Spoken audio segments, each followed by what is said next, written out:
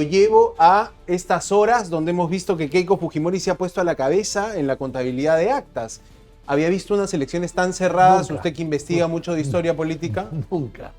¿No ha habido casos así en los 60, 70? No. A ver, PPK dijo que había ganado por un pelo a Keiko. Pero creo que acá se va a ganar por medio pelo. Ajá.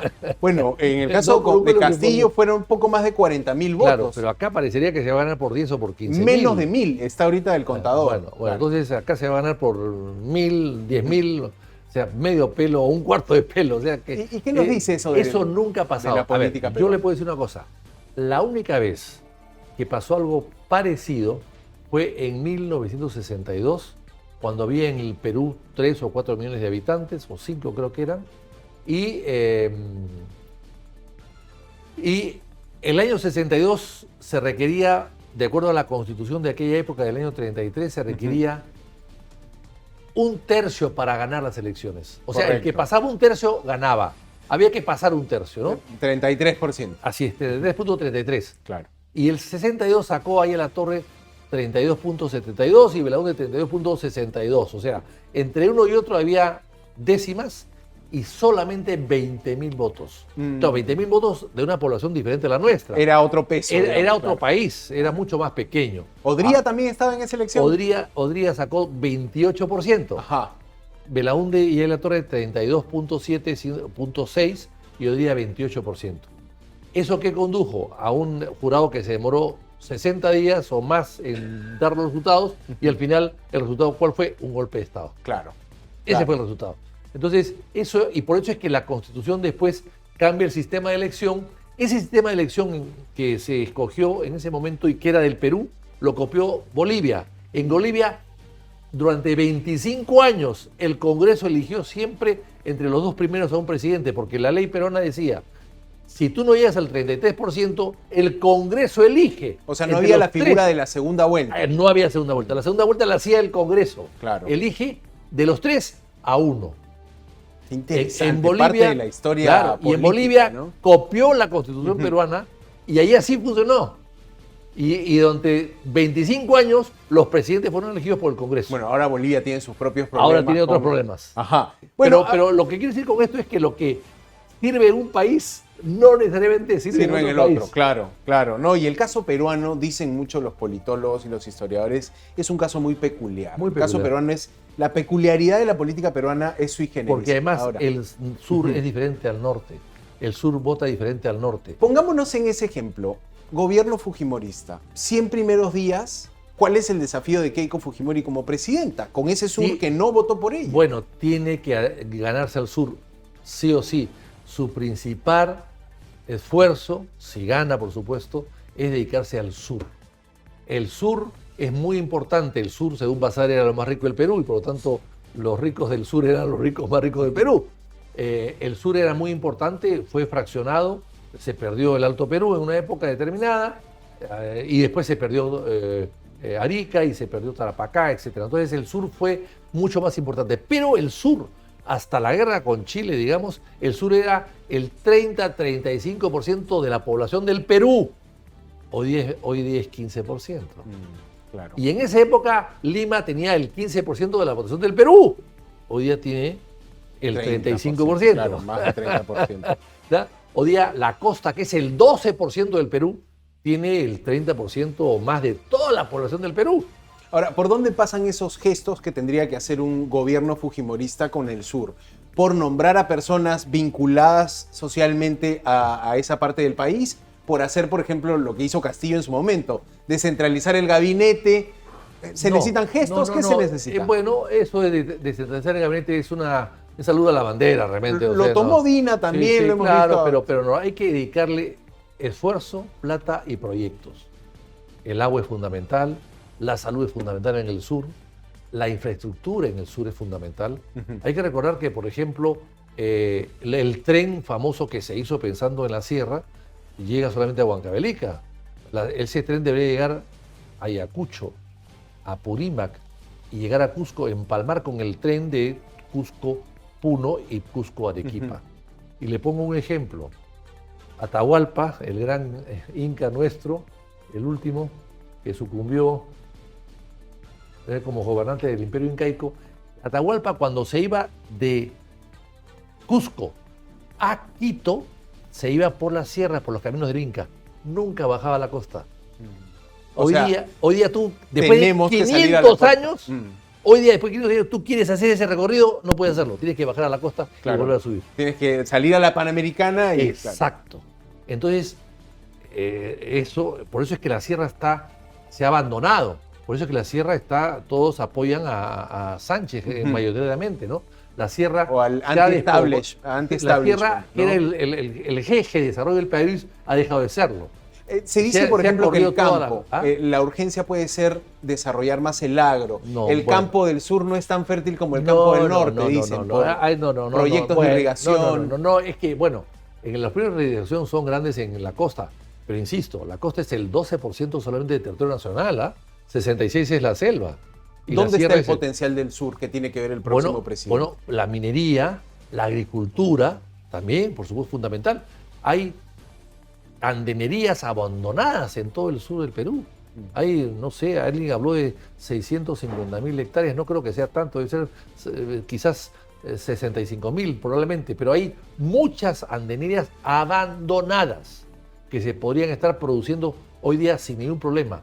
Todo tipo de, bueno, y la famosa papa que es de origen peruano.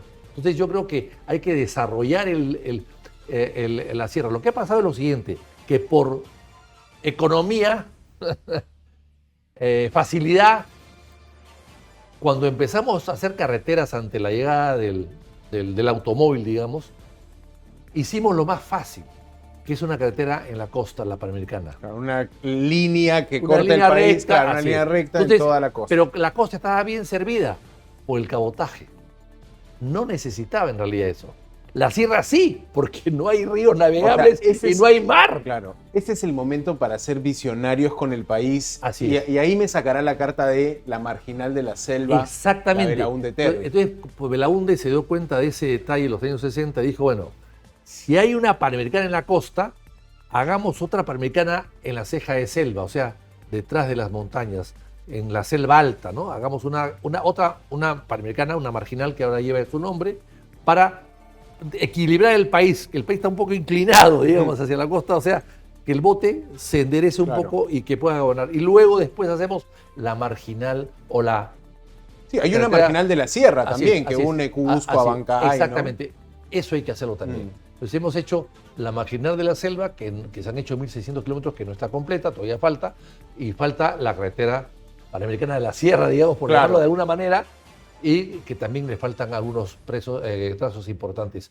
Y con esas tres carreteras que cruzan el país de lado a lado, de frontera a frontera, pues se va a dar un desarrollo a la sierra que lo necesita a gritos. Ahora, en urgencia la carretera central creo que está gritando ya, además, la centenaria carretera central dice ya no doy más. Exactamente, y la carretera central, en vez de hacer la interoceánica del sur, del norte, con coimas por Odebrecht, porque acá lo que se ha hecho es lo siguiente, si él ha hecho caso a Odebrecht te venía a tocar la puerta, oiga, yo te hago una carretera, ¿dónde? Donde ellos querían. Los constructores brasileños. Así es, ellos imponían, ellos eran, el Instituto Nacional de Planificación eran ellos. Instituto Nacional de Planificación que fue eliminado en el fujimorismo, en el primer fujimorismo. ¿No hay ese plan ahora? ¿No es un pero no es reemplazo? No es lo mismo. Era un banco de datos, era un banco de proyectos, había una gente preparada para eso, había 1000 proyectos ahí. Todo eso ha desaparecido. Ese plan es una cosa, una ridícula imitación, ¿no? Que no cumple, a mi modo de ver, todos los requisitos que tenía el Instituto Nacional de Planificación, que tenía su jefe un rango de ministro de Estado. Correcto. Perfecto. Eso se eliminó, lamentablemente. Entonces, ¿qué pasa? Antes, planificación planificaba el desarrollo del Estado. Después se eliminó planificación. ¿Quiénes planifican? Los constructores. El inversor privado que llega. Odebrecht. Que yo te hago esto porque tú lo necesitas. Correcto. Y claro, nos entregamos a los brazos de Odebrecht y miren lo que hemos hecho. Pues. Dos cosas interesantes que creo que también el ciudadano que fue a votar pueda decirle al político: necesito más seguras mis calles, más tranquilas mis calles. También. ¿Qué se puede hacer en seguridad a nivel de gesto país o política que tenga un buen impacto? Bueno, yo lo que haría es reorganizar la policía. Hay que reorganizarla, lamentablemente. Es una buena policía, hay muy buenos policías. Hace poco he estado en un velorio del general Héctor Escobar, por ejemplo, que era un gran policía. Hace 2 o 3 días he estado en su velorio, un gran policía. Y así hay un montón de policías muy buenos. Pero también hay una policía que está un poco afectada por la corrupción. No lo digo yo, lo dijo el señor Colchado. Dijo que 1/3 de la policía era corrupta. Futuro diputado del No señor lo dije Javier yo, lo Colchado. dijo él. Entonces, claro, y si vemos que hay policías, como un señor capitán que ha salido hace pocos días, con una cuenta corriente en su banco de 31 millones de soles. No, increíble, claro. De soles. ¿Dónde está ahí unidad de Y inteligencia que además, financiera? Claro. y además que ese señor es el encargado del escuadrón de la policía que recauda el oro El tema minería ilegal, y claro. que entrega las barras de oro en custodia al Banco de la Nación y en vez de entregar barras de oro, entrega barras de cobre o de bronce. Sí, hemos contado esos casos aquí en Latina, Bueno, ¿no? Digamos, redes que se quedan con el oro en la pero policía. Pero lo peor no es eso. Lo peor es que no hay ningún policía que haya salido a denunciar el caso. No hay ningún ministro de Interior que haya salido a denunciar el caso. No hay un jefe de la policía que ha denunciado el caso. O sea, limpiar la policía ¿dónde tiene que está ser una prioridad? la disciplina policial? ¿Dónde está el comité de ética de la policía? ¿Dónde está? ¿Por qué no lo han degradado a ese señor?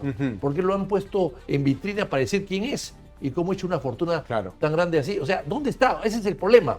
No es el hecho, porque puede haber Hay que salir a denunciar a la corrupción. Sí. La impunidad es algo que no se permite. Correcto. Pero eso también es política. O sea, el político que sabe qué botones apretar para evidenciar al país donde pero está claro. Pero si tú no puedes de ninguna manera combatir la corrupción con impunidad, porque no puedes combatir la corrupción con corruptos.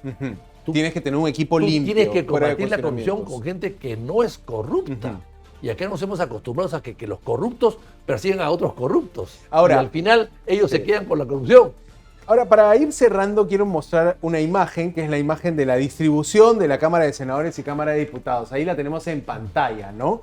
Así va a estar compuesto y full colores, 6 partidos, pero Fuerza Popular liderando... 6 empiezan, ojalá que a 6 terminen, ¿no? ¿Cuántos? Unos 10 terminarán, quizá. 22 en la Cámara de Senadores Fuerza Popular, 41 en la Cámara de Diputados. Claro liderazgo, pero Juntos por el Perú tiene también 14 senadores y 32 diputados. ¿Cómo ve Víctor Andrés García Belaúnde esa convivencia? Acuerdos. El Congreso es un parlamento. Y así se llama, ¿por qué? Porque la gente va a hablar, a conversar. Y conversar es no solamente pactar, es llegar a acuerdos. Acuerdos en favor del país, por supuesto que sí. No son acuerdos debajo de la mesa, son acuerdos encima de la mesa, como estos papeles que usted tiene acá, encima de la mesa. Acuerdos entre bancadas, no entre personas, entre bancadas, entre partidos y acuerdos a la luz pública para poder obtener ciertos objetivos. Eso es lo que se requiere. Correcto. ¿Es ahora, con una Cámara de Senadores, más difícil sacar a un presidente? ¿Podemos los peruanos soñar con un gobierno de 5 años? Yo creo que es más difícil sacar al presidente, no es imposible, evidentemente, es más difícil. Y además con la configuración lo veo también más difícil que esto pueda suceder. Se necesitan muchos acuerdos y estoy seguro que quien gane va a tomar en cuenta muy bien la experiencia pasada y van a actuar con más cautela, ¿no? Correcto. Víctor Andrés. ¿Es posible que el señor presidente, que le falta pocos días para que se vaya, se quede al Vaticano a saludar al Papa? Pero ha dicho que va a ir a una audiencia a quedar la fecha. ¿Qué le parece eso? No. Eso es una frivolidad. O sea, la tarea tiene que ser del nuevo presidente. Pero perdón. Ahí tiene un embajador en el Vaticano que puede hacer las gestiones. ¿Para qué tiene embajador en el Vaticano? Hay 2 embajadores de Perú en Roma. En el Vaticano y en el gobierno italiano. Ahí están sus embajadores. O que manden en todo caso a su canciller. ¿Por qué tiene que ir él? Interesante. Ahora, la agenda de Balcázar... Además, al Balcázar, el presidente, el Papa ha dicho que viene en noviembre, que lo espere, pues. Que vaya a Chiclayo y que lo reciba del aeropuerto de Chiclayo. Miren eso. Una última. Balcázar podría indultar a Pedro Castillo si es que la Comisión de Gracias encuentra grave estado de salud. Yo soy de opinión que es un derecho de gracia de los jefes de Estado heredado pues de la Edad Media y que pueden hacerlo.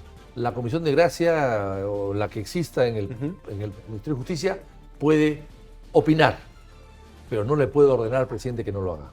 No lo creo. O sea, el presidente para usted sí tiene ese poder. Sí tiene facultades absolutas. Es un derecho de gracia heredado de las últimas monarquías absolutistas hace 300 o 500 años y que se practica además en todos los países del mundo, para mal o para bien. Sin diferencias políticas, dice usted. Sin diferencias políticas.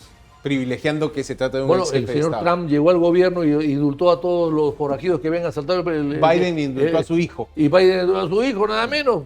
Correcto, interesantísimo siempre conversar con Víctor Andrés García Belaúnde. Gracias, señor, por su tiempo aquí en Latino. Gracias. Muy buenas noches.